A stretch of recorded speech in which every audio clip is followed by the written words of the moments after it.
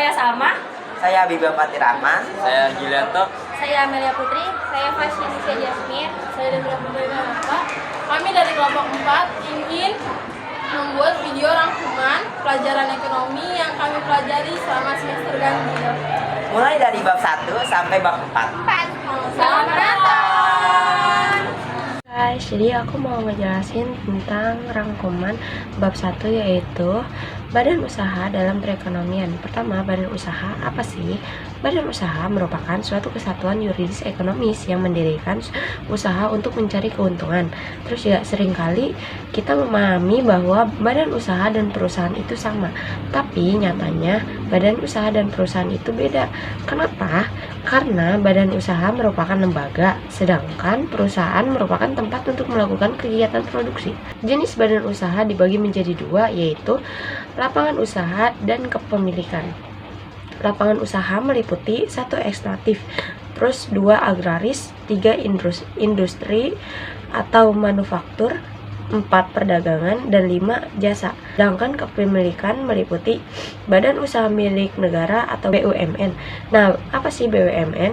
BUMN adalah badan usaha yang seluruh atau sebagian besar modalnya dimiliki oleh negara melalui penyertaan secara langsung yang berasal dari kekayaan negara yang dipisahkan. Tujuan BUMN yaitu memberikan sumbangan perekonomian nasional, mengejar keuntungan, menyelenggarakan kemanfaatan umum, dan menjadi perintis kegiatan. Terus juga BUMN itu dibagi menjadi dua, yaitu perusahaan perseroan atau persero, yang kedua itu perusahaan umum atau perum. Untuk BUMN dia memiliki kelemahan dan keunggulan tersendiri. Kelemahannya yaitu beroperasi pada bidang yang menguasai hajat hidup orang banyak. Terus yang kedua ada menyediakan barang dan jasa publik untuk pelayanan masyarakat. Yang ketiga ada memperoleh jaminan modal dari pemerintah. Sedangkan kelemahannya ialah kurangnya efisiensi dalam pelaksanaan kegiatan operasional. Terus 2, manajemen kurang profesional. Yang ketiga itu seringkali sulit memperoleh keuntungan. Yang kedua meliputi yaitu badan usaha milik daerah atau BUMD. Apa sih BUMD? BUMD adalah badan usaha yang seluruh atau sebagian modalnya dimiliki oleh daerah. Tujuan didirikannya BUMD ialah memberikan manfaat bagi perekonomian daerah dan memperoleh laba atau keuntungan. BUMD juga dibagi menjadi dua, yaitu perusahaan perseroan daerah dan perusahaan umum daerah. Keunggulan dan kelemahan BUMD juga relatif sama dengan keunggulan dan kelemahan yang dimiliki oleh BUMN. Terus yang ketiga itu ada badan usaha milik swasta. Badan usaha milik swasta merupakan badan usaha yang seluruh modalnya dimiliki oleh pihak swasta. Tujuan utamanya berdirinya BUMS adalah mencari keuntungan pribadi bagi pemiliknya. Tetapi keberadaan BUMS memberikan dampak yang baik bagi perekonomian karena BUMS memberikan pajak bagi negara. BUMS memiliki 3 jenis, yaitu 1. Perusahaan perseroan, 2. Farma atau VA, yang ketiga itu sekutuan komanditer CV, yang keempat itu ada perseroan terbatas yaitu PT. Keunggulan dan kelemahan BUMS yaitu untuk keunggulannya meningkatkan pendapatan nasional, membuka lapangan pekerjaan, meningkatkan penerimaan pajak nasional. Terus juga untuk kelemahannya yaitu 1. Terlalu mementingkan laba sehingga kurang kesulitan memperhatikan lingkungan. Terus yang kedua ada kesulitan mendapatkan modal. Kita masuk ke yang B, yaitu koperasi. Apa sih koperasi? Koperasi berasal dari cooperation, CO-nya yang artinya bersama dan operation-nya artinya adalah usaha atau kerja. Menurut Undang-Undang Nomor 25 Tahun 1992, koperasi adalah badan usaha yang beranggotakan orang seorang atau badan hukum. Koperasi dengan melandaskan kegiatan berdasarkan prinsip koperasi sekaligus sebagai gerakan ekonomi rakyat yang berdasar atas asas kekeluargaan. Landasan asas koperasi yaitu ada 3. Landasan idil. Berdasarkan Undang-Undang Koperasi Nomor 25 menyebutkan bahwa landasan idil koperasi adalah Pancasila. Terus yang kedua ada landasan struktural. Landasan struktural koperasi adalah Undang-Undang Dasar 1945 Pasal 1 Ayat 1 yang berbunyi, perekonomian disusun sebagai usaha bersama berdasar atas asas kekeluargaan. Yang ketiga yaitu landasan operasional. Landasan operasional merupakan kerja yang harus diikuti dan ditaati anggota, pengurus, dan pengawas dalam menjalankan tugas di koperasi. Koperasi juga memiliki prinsip yaitu: 1. Keanggotaan bersifat sukarela dan terbuka. Yang kedua, pengelolaan dilakukan secara demokrasi. Yang ketiga, pembagian di SHU dilakukan secara adil sesuai dengan besarnya jasa usaha masing-masing anggota. Yang keempat, pemberian balas jasa yang terbatas terhadap modal. Yang kelima yaitu kemandirian. Yang keenam, pendidikan perkoperasian. Yang ketujuh, kerjasama antar koperasi. Koperasi juga memiliki jenis. Koperasi berdasarkan bentuknya dibagi menjadi dua, yaitu koperasi primer dan koperasi sekunder. Untuk berdasarkan lapangan usaha, koperasi dibagi menjadi tiga, yaitu koperasi simpan pinjam, KSP, koperasi konsumsi. Yang ketiga yaitu koperasi produsen. Untuk perangkat organisasi koperasi, menurut Undang-Undang Nomor 25 Tahun 1992, perangkat organisasi koperasi terdiri dari: 1 yaitu rapat anggota, 2 rapat anggota itu pemegang kekuasaan tertinggi, terus yang kedua ada pengurus, yang ketiga ada pengawas. Untuk permodalan koperasi, menurut Undang-Undang Nomor 25 Tahun 1992 Pasal 41, modal koperasi terdiri dari modal sendiri dan modal pinjaman. Modal sendiri koperasi terdiri dari 1 simpanan pokok, 2 simpanan wajib, 3 dana cadangan, dan 4 yaitu hibah. Untuk modal pinjaman yaitu bersumber dari anggota, koperasi lainnya, bank dan lembaga keuangan lainnya, penerbitan obligasi, surat hutang lainnya, dan yang terakhir sumber lain yang sah. Untuk perhitungan sisa hasil SHU yaitu untuk SHU jasa modal, rumusnya simpanan anggota yang beranggotakan dibagi total simpanan seluruh anggota dikali persenan SHU untuk jasa modal. Manajemen badan usaha yaitu, apa sih manajemen badan usaha? Menurut GR Terry, manajemen adalah proses yang khas terdiri dari tindakan perencanaan, perorganisasian, penggerakan, dan pengawasan yang dilakukan untuk menentukan dan mencapai saran-saran yang telah ditetapkan melalui pemanfaatan sumber daya manusia serta sumber-sumber lainnya. Untuk fungsi manajemen yaitu: 1. Untuk perencanaan, planning. Perencanaan merupakan fungsi pertama dari manajemen suatu organisasi. Pada tahapan ini bisa juga menerapkan konsep 5W 1H yaitu what, why, where, when, how. Terus yang kedua ada perorangan, organizing.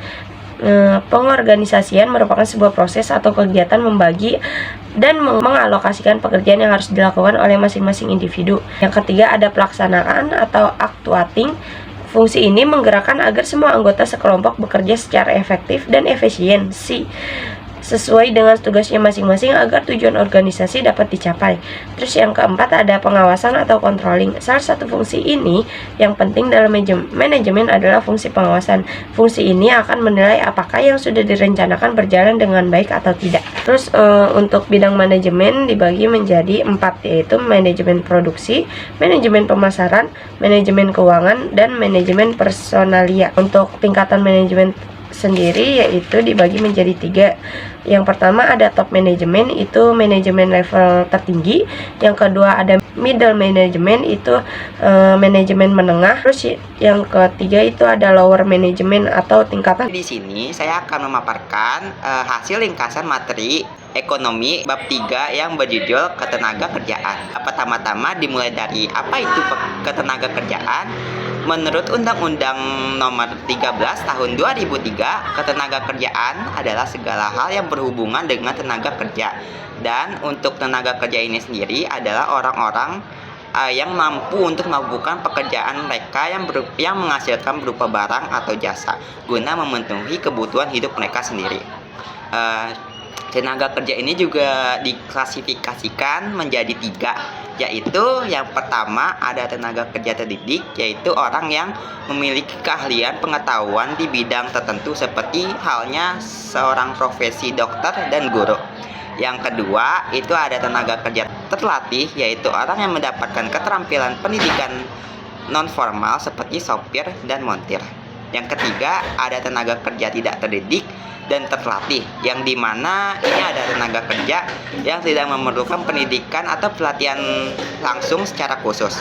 Contoh profesinya sendiri itu adalah buruh cuci dan kuli. Selain tenaga kerja, ada juga yang namanya angkatan kerja, yaitu adalah penduduk usia kerja yang sedang mencari atau sedang melamar pekerjaan. Dan status mereka ini bisa dikatakan itu sebagai pengangguran. Mereka mencari sebuah kesempatan kerja yang dimana itu ada permintaan akan tenaga kerja.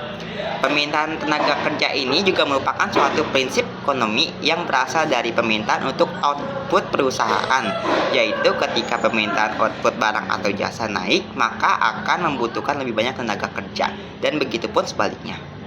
Lanjut, di sini ada masalah ketenaga kerjaan yang dimana berkaitan dengan bagaimana tenaga kerja mendapatkan hak dan menjalankan kewajibannya masing-masing.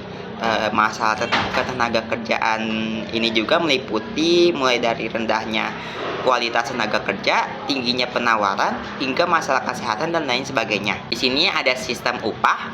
Setiap kita bekerja pasti kita akan mendapatkan upah, yaitu berupa imbalan dong, dan upah ini sendiri itu adalah hak pekerja yang diterima dalam bentuk uang ataupun uang sebagai imbalan dari pengusaha atau pemberi kerja tersebut. Jadi semisal ada sebuah perusahaan yang menggaji karyawan-karyawan tersebut dengan uang sesuai dengan kesepakatan mereka tersendiri. Di Indonesia ini sistem upah itu kita mengenal beberapa jenis upah, diantaranya yaitu upah menurut waktu, yang dimana upahnya itu didasarkan kepada berapa lamanya kerja seseorang. Jika seperti halnya pada profesi buruh, yang jika mereka bekerja semakin lama maka upah mereka akan semakin tinggi. Yang kedua itu ada upah menurut satuan hasil, yang dimana didasarkan pada jumlah produk yang dihasilkan oleh tenaga kerja tersebut. Seperti kalau semisal kalian menghasilkan lebih banyak barang atau jasa, maka gaji kalian itu akan tinggi. Dan yang terakhir, upah borongan, yaitu upah yang didasarkan pada kesepakatan pemberi upah dengan pekerja. Semisal kalian bekerja di kantoran, itu maka kalian akan dibuat kesepakatan berupa gaji bulanan. Lanjut, sekarang itu ada yang namanya upah minimum, yang dimana hal itu adalah kebijakan pemerintah dalam sistem pengupahan untuk mewujudkan penghasilan yang dapat memenuhi kebutuhan layak bagi masyarakat. Dari semua materi tentang sistem upah yang sudah saya jelaskan, lanjut di sini ada Dewan Pengupahan, yang merupakan dewan lembaga non struktural yang mengurus sistem pengupahan. Dan Dewan Pengupahan ini juga dibagi menjadi 3, yaitu ada Dewan Pengupahan Nasional, Dewan Pengupahan Provinsi, dan Dewan Pengupahan Kabupaten ataupun Kota. Di sini juga akan membahas tentang pengangguran, yang dimana pengangguran ini sendiri adalah suatu kelompok kerja atau angkatan kerja yang tidak bekerja atau sedang mencari pekerjaan. Istilahnya tuh kayak melamar pekerjaan. Pengangguran terjadi juga karena jumlah penawaran kerja lebih besar dibanding permintaan kerja. Dengan kata lain, maka itu akan terjadi ketidakseimbangan antara pemberi kerja dengan pelamar kerja. Pengangguran ini juga terbagi menjadi beberapa jenis, yaitu pengangguran berdasarkan waktu lamanya dan juga pengangguran berdasarkan penyebabnya. Dimulai dari pengangguran berdasarkan waktu lamanya itu dibagi menjadi 3. Yang pertama itu ada pengangguran terbuka, yang dimana itu adalah angkatan kerja yang sama sekali tidak bekerja. Dan pengangguran ini juga terdiri dari empat kelompok, yaitu yang pertama ada tidak memiliki pekerjaan dan sedang mencari pekerjaan atau sedang melamar pekerjaan. Dan yang kedua, tidak memiliki pekerjaan dan sedang membuka atau mempersiapkan usaha atau melakukan bisnis. Dan yang ketiga, itu dia tidak memiliki pekerjaan dan tidak mencari pekerjaan karena merasa tidak mungkin mendapatkannya, dan hal ini juga disebabkan oleh efek malas. Keempat, sudah memiliki pekerjaan tetapi belum mulai bekerja. Kedua, itu ada setengah pengangguran, yaitu adalah angkatan kerja yang sudah bekerja namun tidak bekerja secara optimal. Contohnya seperti seorang petani yang menganggur karena menunggu musim panen tiba. Dan yang terakhir, yakni yang ketiga, itu adalah pengangguran terselubung, yaitu angkatan kerja yang sudah mulai bekerja tetapi pekerjaannya tidak sesuai dengan keinginan atau bakat minat mereka. Seperti seorang sarjana hukum yang sudah belajar hukum selama bertahun-tahun, itu dia hasil menjadi customer service di suatu bank. Lanjut di sini ada jenis pengangguran, dan pengangguran ini itu dibagi menjadi 3 kategori. Pertama itu ada pengangguran struktural, yang dimana keahlian dimiliki tidak sesuai dengan pekerjaan yang dibutuhkan saat ini. Misalnya pekerjaan ini butuh skill yang lebih tinggi, tapi dianya itu nggak punya skill sama sekali. Dan yang kedua itu ada pengangguran friksional, yang dimana itu adalah angkatan kerja yang tidak bekerja dikarenakan berharap pekerjaan yang akan lebih baik. Dan yang ketiga itu ada pengangguran siklis, yaitu pengangguran yang terjadi akibat pemotongan tenaga kerja dari pihak perusahaannya. Tadi saya jelasin banyak banget pengangguran, bukan hanya pengangguran saja, tetapi di sini ada upaya-upayanya, yaitu yang pertama ada meningkatkan investasi bagi perusahaan, yang kedua ada pelatihan angkatan kerja, yang ketiga ada membangun program kerjasama dengan perusahaan luar negeri, dan yang keempat ada menggalakkan usaha UMKM. Kesenjangan sosial dalam bentuk ekonomi termasuk dominan. Faktor ini akan menjadi penentu nasib status sosial di masyarakat. Misal, pendapatan yang lebih dimiliki seseorang berarti status sosial baik. Begitu sebaliknya, pendapatan yang kurang berarti seseorang memiliki status sosial yang biasa. Nasib kesenjangan sosial pada faktor ekonomi yang menimpa seseorang menjadi penyebab masyarakat terpacu untuk meningkatkan kualitas sosialnya, baik dengan cara positif seperti wirausaha atau dengan cara negatif seperti pencurian, penipuan hingga korupsi. Contoh dari kesenjangan sosial ekonomi adalah perbedaan pelayanan kesehatan yang diterima masyarakat dengan ekonomi menengah ke atas dengan menengah ke bawah. Biasanya yang menengah ke bawah akan perilaku agak belakangan dalam antrian. Selanjutnya ada bab 2, yaitu pendapatan nasional. Kalian tahu gak pendapatan nasional itu apa? Jadi, pendapatan nasional itu adalah jumlah pendapatan yang diterima seluruh rumah tangga, keluarganya, atau RTK di sebuah negara dari penyerahan faktor-faktor produksi dalam satu periode. Pendapatan nasional juga dapat dimaknai sebagai jumlah pendapatan yang diperoleh suatu negara dari kegiatan ekonomi dalam waktu 1 tahun. Jumlah termasuk pembayaran yang dilakukan untuk sumber daya, baik dalam bentuk upah, bunga, sewa, dan keuntungan. Dan di sini juga ada manfaat pendapatan nasional, yaitu ada mengukur laju perekonomian negara dari waktu ke waktu, mengukur tingkat kemakmuran negara, menilai kinerja ekonomi suatu bangsa sebagai pedoman merumuskan kebijakan pemerintah untuk memperbaiki perekonomian, mengetahui dan menelah susunan atau struktur perekonomian untuk mengetahui apakah termasuk golongan negara industri atau agraris, membandingkan perekonomian antar daerah atau antar negara. Di sini juga ada konsep dan rumus pendapatan nasional. Dalam penghitungan pendapatan nasional dikenal 6 konsep pendapatan nasional, yaitu PDB, PNB, NNP, NNI, PI, dan DI. Kalau PDB itu ada produk domestik bruto. Apa sih PDB itu? Merupakan jumlah produk berupa barang dan jasa yang dihasilkan oleh unit-unit produksi di dalam batas wilayah suatu negara selama 1 tahun termasuk perusahaan asing di negara tersebut. Yang kedua itu ada produk nasional bruto atau PNB, yaitu jumlah seluruh barang dan jasa yang dihasilkan oleh warga negara dalam waktu setahun termasuk warga negara yang tinggal di luar negeri.